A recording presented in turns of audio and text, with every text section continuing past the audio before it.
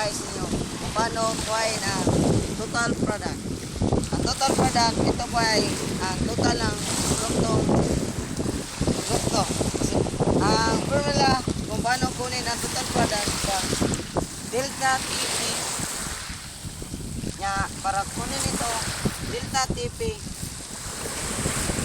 or change TP nanon siya delta TP 2 minus delta TP 1. For example, ang total product yun ng total product 1 ay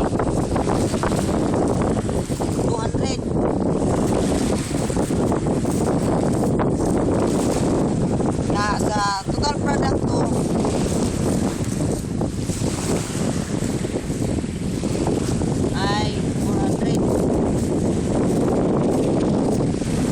Then subtract DP2 to DP1 equals 400 minus 200. Yan, TP ni mo karon ay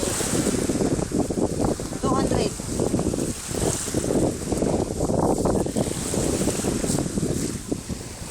Yan, sa pagkuha naman ng marginal cost, easy lang ito.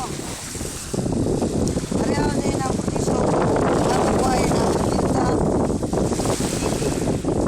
Formula ay delta TP delta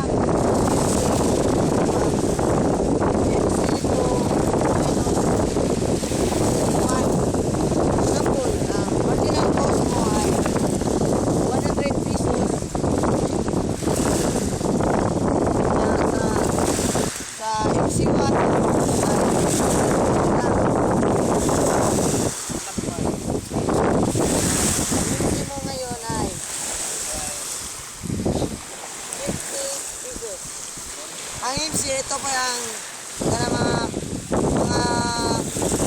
mga gastos ng yung